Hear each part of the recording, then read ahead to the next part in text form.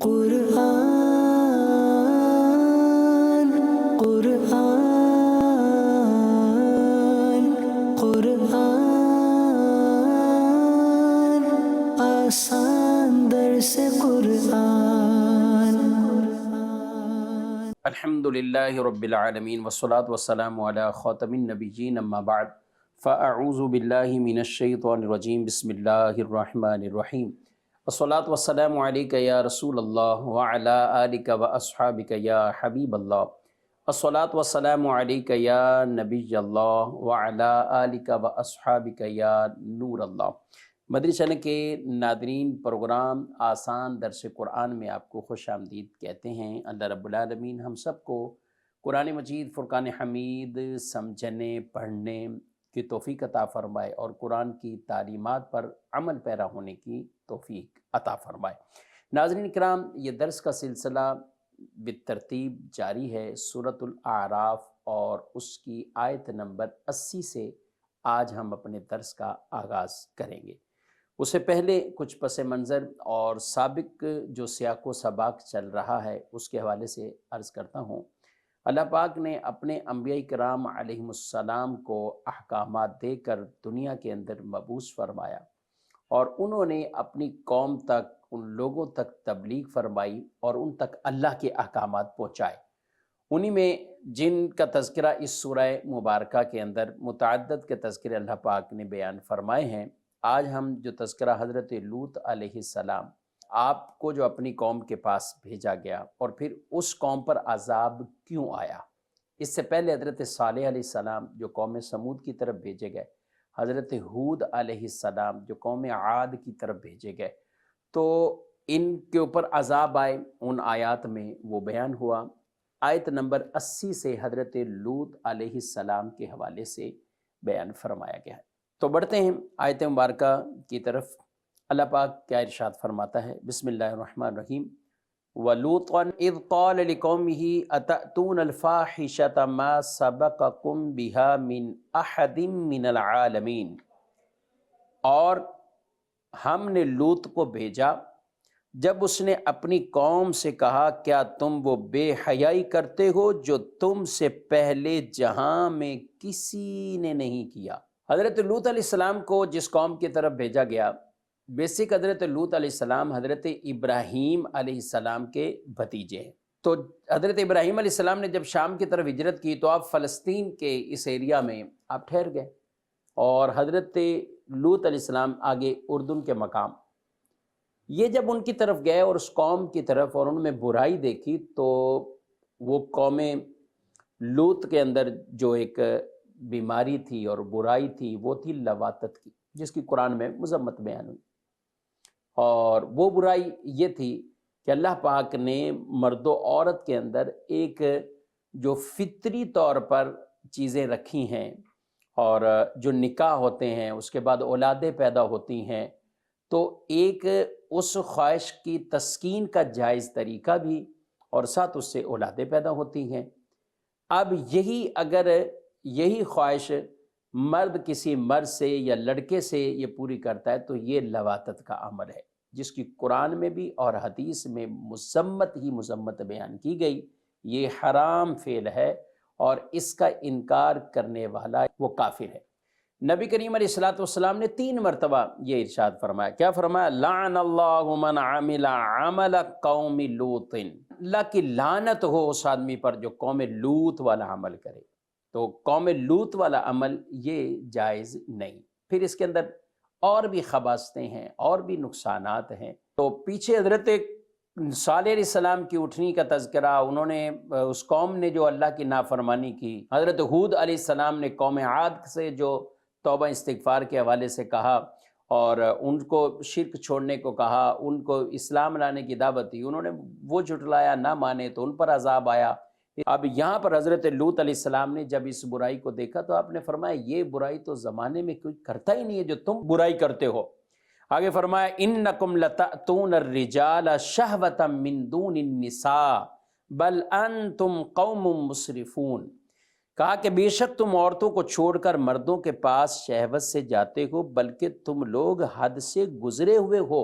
تو اب ان کو کہا کہ تم مردوں کے پاس جاتے ہو، یعنی وہ جس تسکین کے لیے اور جس ایک انسان کی ایک فطری جو تقاضا ہے اس کی تکمیل کے لیے اللہ پاک نے جو نکاح مشروع فرمایا، نکاح رکھا ہے، اور اس کے ذریعے سے، اور یہ حضرت آدم علیہ السلام سے لے کر نبی کریم علیہ السلام تک یہ تعلیم رہی نکاح کے حوالے سے۔ اب کہا کہ تم یہ چھوڑ کر تم یہی مردوں کے ساتھ یہ خواہش پوری اپنی کرتے ہو، تو آپ نے سخت ترین ان سے جو خطاب کیا اور انہیں اس چیز سے باز کیا کہ تم اس سے بعد آ جاؤ۔ انہوں نے کوئی اس کا خاص کوئی جواب نہ دیا۔ حضرت لوط علیہ السلام اور ان کی پیروی کرنے والوں کے بارے میں کہنے لگے کہ ان کو علاقے سے نکال دو، ان کو علاقے سے نکال دو، یہ ہمیں یہ بات بتا رہے ہیں تو ہم اپنی برائی نہیں چھوڑیں گے، ان کو اپنے علاقے سے نکال دیں گے۔ تو وہ کیا کہا انہوں نے، وما کان جواب قومہ الا ان قالوا اخرجوہم من قریتکم انہم اناس یتطہرون، اور ان کی قوم کا اس کے سوا کوئی جواب نہ تھا کہ انہوں نے کہا ان کو اپنی بستی سے نکال دو، یہ لوگ بڑے پاک بنتے پھرتے ہیں، بڑے پاک بنتے پھرتے ہیں، ان کو ہی نکال دو۔ یہ ناظرین کرام بڑی ایک عجیب قسم کی سوچ ہے۔ آج بھی معاشرے میں یہ سوچ تو پائی جاتی ہے، اگر کوئی کسی کو نیکی کی دعوت دے اور کوئی برائی سے روکتا ہے، اس کے لیے کہا جاتا ہے یہ بڑا نیک بنتا ہے، یہ بڑے نیک ہیں۔ اچھا وہ الٹا اس نمازی کی نماز کو، داڑھی رکھنے والے کی داڑھی کو، نیک پارسا کی اچھی باتوں کو، یعنی شیطان گویا کہ ان کے برے عمل کو سجا کے ان کے سامنے ایسا وہ کر دیتا ہے کہ ان کو پھر اچھائی نہیں لگتی، وہ نیکی بظاہر انہیں نیکی سمجھ نہیں آ رہی ہوتی اور وہ الٹا انہیں کہہ رہے ہوتے ہیں۔ تو یہ آج ہمارے معاشرے میں بھی اس طرح کی بہت سی مثالیں ہیں۔ اور قرآن پاک میں اللہ پاک نے ایک اور مقام پر یہ ارشاد فرمایا، افمن زین لہ سوء عملہ فرآہ حسنا فإن اللہ یضل من یشاء ویہدی من یشاء فلا تذهب نفسک علیہم حسرات ان اللہ علیم بما یصنعون۔ ترجمہ، تو کیا وہ شخص جس کے لیے اس کا برا عمل خوبصورت بنا دیا گیا تو وہ اسے اچھا ہی سمجھتا ہے، کیا وہ ہدایت یافتہ آدمی جیسا ہو سکتا ہے؟ یعنی سوال ہے کیا ہو سکتا ہے؟ تو بے شک اللہ گمراہ کرتا ہے جسے چاہتا ہے اور راہ دکھاتا ہے جسے چاہتا ہے۔ تو حسرتوں کی وجہ سے ان پر تمہاری جان نہ چلی جائے، بے شک اللہ خوب جانتا ہے جو کچھ وہ کرتے ہیں۔ تو اب اس کو سامنے رکھا جائے تو کئی ایسی چیزیں ہیں کہ جو اپنے وہ عمل ان کے سامنے بڑے اچھے ہو کے پیش ہوتے ہیں۔ اس لیے معاشرے کے اندر رشوت چائے پانی کا نام دے دیا، معاشرے کے اندر حرام کی کمائی اس کو اپنا حق سمجھنے والے، معاشرے میں طرح طرح کی برائی، غیبتیں، چغلیاں، پتہ نہیں کون کون سے حسد اور کرنے والے، پھر کہتے ہیں ہم نے کوئی برا تھوڑی سوچا ہے، وہ حق ہی بنتا ہے اس کے ساتھ یہی معاملہ کیا جائے۔ تو اس لیے کئی ایسی چیزیں، یعنی سینکڑوں مثالیں ہو سکتی ہیں، مگر یہ یاد رکھیں جس چیز کو دین ناپسند کرتا ہے، اللہ کا قرآن ناپسند کرتا ہے، حدیث رسول ناپسند کرتی ہے، تو پھر کبھی بھی اس عمل کو اپنے گمان تئیں اچھا نہ سمجھیں، وہ شیطان کی طرف سے ہے اگر آپ اس کو اچھا سمجھتے ہیں۔ تو یہ قوم لوط نے کہا کہ ان کو نکالو اور جتنے ایمان لائے ہوئے سب کو نکالو۔ تو اللہ پاک نے فرمایا فَأَنْجَيْنَاهُ وَأَهْلَهُ إِلَّا امْرَأَتَهُ كَانَتْ مِنَ الْغَابِرِينَ، تو ہم نے اسے اور اس کے گھر والوں کو نجات دی سوائے اس کی بیوی کے، وہ باقی رہنے والوں میں سے تھی۔ تو حضرت لوط علیہ السلام کی قوم پر جب عذاب آیا تو اللہ پاک نے حضرت لوط علیہ السلام اور آپ کے گھر والوں میں سے آپ کی 2 بیٹیوں کو اور وہ سارے مسلمان جو آپ پر ایمان لے آ چکے تھے ان کو بچا لیا۔ البتہ حضرت لوط علیہ السلام کی بیوی جس کا نام واہلہ تھا تو یہ کافرہ تھی اور یہ جاسوس تھی ان کی، تو یہ بھی عذاب کے اندر مبتلا ہوئی اور برباد ہوئی۔ وہ عذاب کیا تھا؟ فرمایا وَأَمْطَرْنَا عَلَيْهِمْ مَطَرًا فَانظُرْ كَيْفَ كَانَ عَاقِبَةُ الْمُجْرِمِينَ، اور ہم نے ان پر بارش برسائی تو دیکھو مجرموں کا کیسا انجام ہوا۔ اب یہ مجرموں کا انجام کیا ہوا؟ تو یہ کہا کہ ان پر بارش ہوئی اور پتھروں کی بارش ہوئی، اور یہ بھی کہا گیا کہ جو گھر پہ تھے، اپنے گھروں میں تھے، وہ زمین میں دنسا دیے گئے، جو مسافر تھے، سفر میں تھے، تو ان پر بارش ایسی ہوئی کہ تباہ و برباد ہو گئی۔ اور حضرت لوط علیہ السلام اور آپ کے ساتھ جو مسلمان تھے اور آپ کی 2 بیٹیاں، ان کو اللہ پاک نے بچا لیا، محفوظ رکھا، اور کہا کہ یہ دیکھو کہ یہ مجرموں کے جو انجام ہوا یہ دیکھو۔ اس سے پتہ چلا تاریخی وہ واقعات، اور وہ بالخصوص قرآن جنہیں بیان فرما رہا ہے، اسی طرح اور کہ جہاں اللہ پاک کے کوئی عذاب نازل ہوئے تو عبرت کی نگاہ سے انہیں دیکھنا، انہیں پڑھنا اور ان سے عبرت حاصل کرنا، یہ مقصود شرع ہے۔ اور اللہ پاک نے بھی اس کا قرآن میں یوں حکم دیا ہے کہ مجرموں کے انجام کو دیکھو۔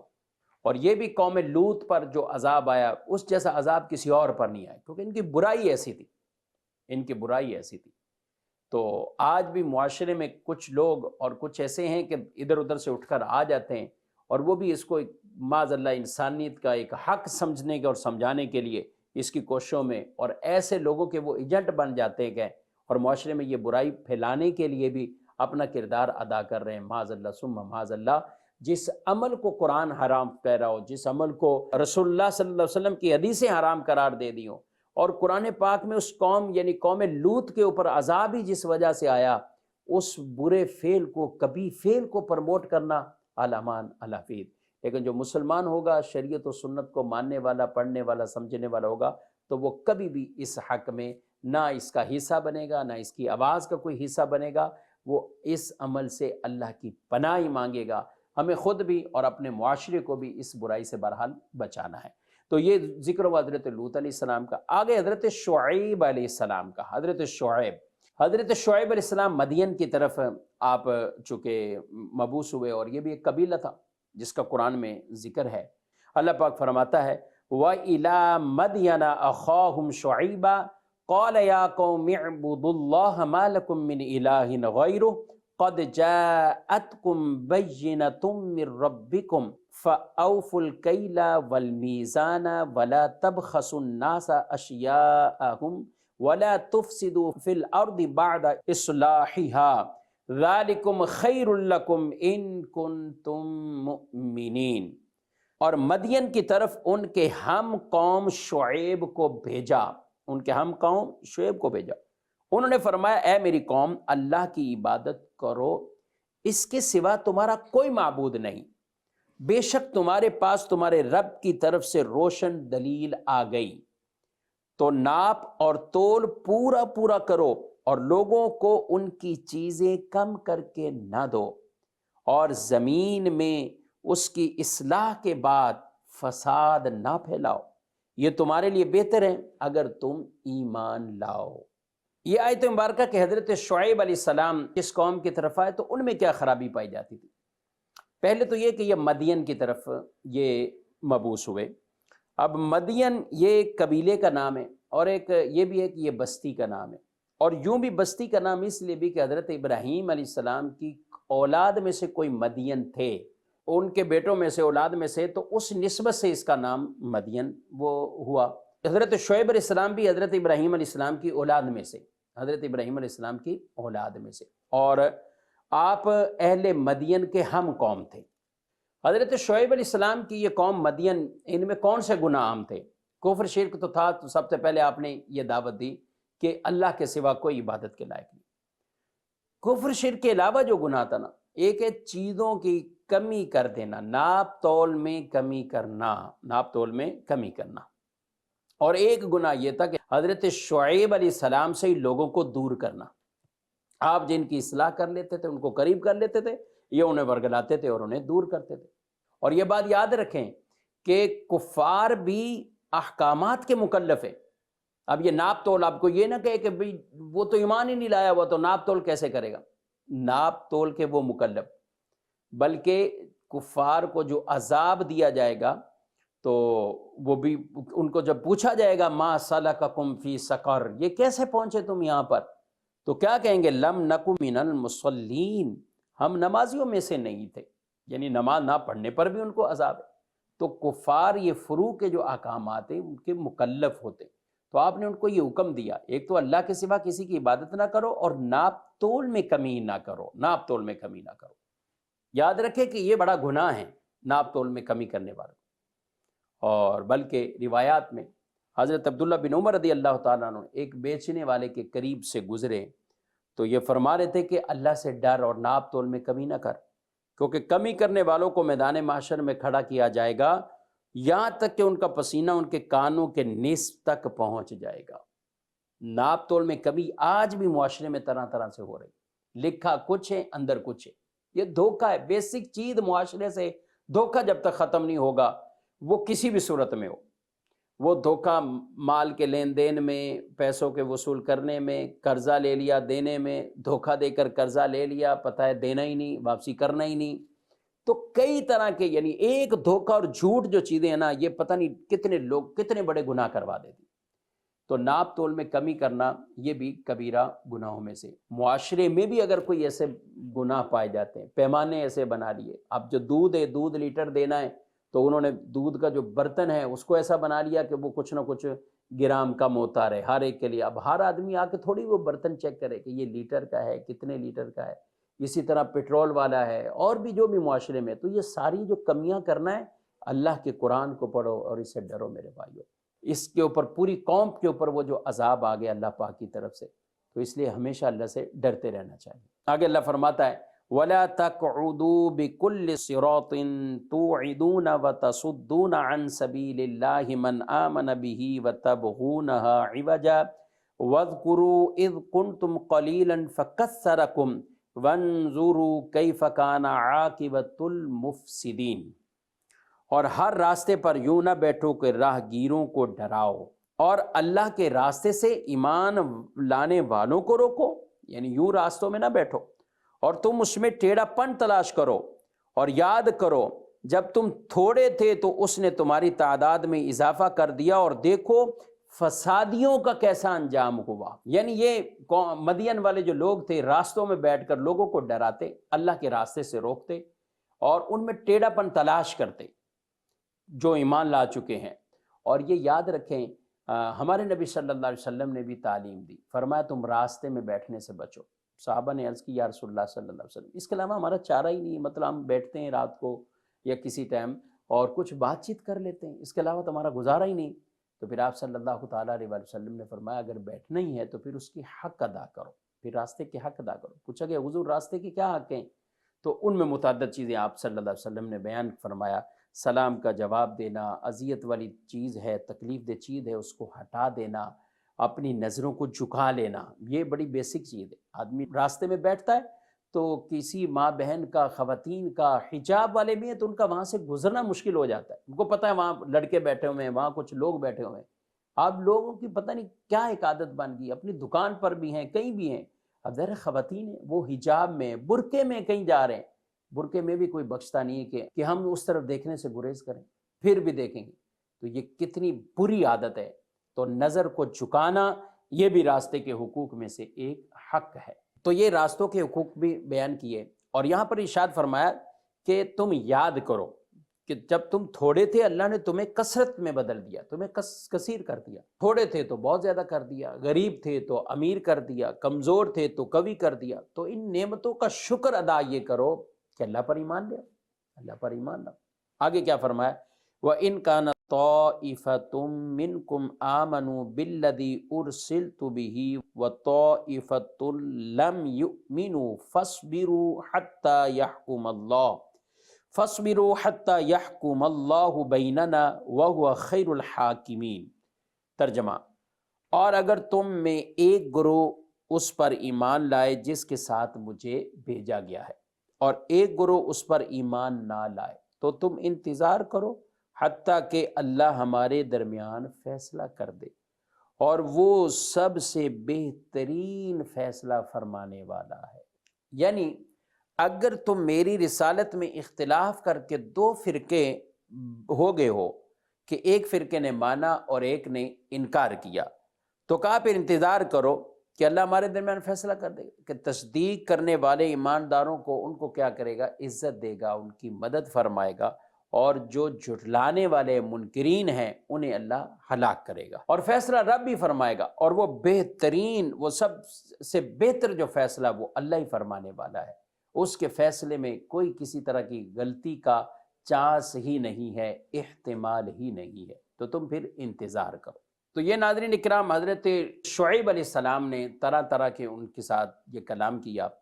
8واں پارہ یہاں آج اختتام کو پہنچا ہے. 9ویں پارے کے ابتدا میں ہی یہی اس قوم کا جو رویہ تھا، اور انہوں نے یہی کہا کہ ہم حضرت شعیب علیہ السلام یعنی شعیب علیہ السلام کو بھی نکال دیں گے، ان کے ساتھ جو ایمان لے آئے ان کو بھی نکال دیں گے، یا وہ واپسی لوٹ آئیں، یعنی اسلام کو، دین کو چھوڑ دیں اور وہ واپسی آ جائے. تو انہوں نے یوں کر کے جوابی کارروائیاں کی اور پھر اللہ پاک کے ان پر کیسے عذاب نازل ہوا، تو انشاءاللہ اگلے درس میں 9ویں پارے کا باقاعدہ آغاز کریں گے۔ اللہ رب العالمین ہم سب کو قرآن و حدیث کے احکامات پر عمل پیرا ہونے کی توفیق عطا فرمائے، آمین بجاہ النبی الامین صلی اللہ علیہ وسلم۔ قرآن قرآن قرآن آسان درس قرآن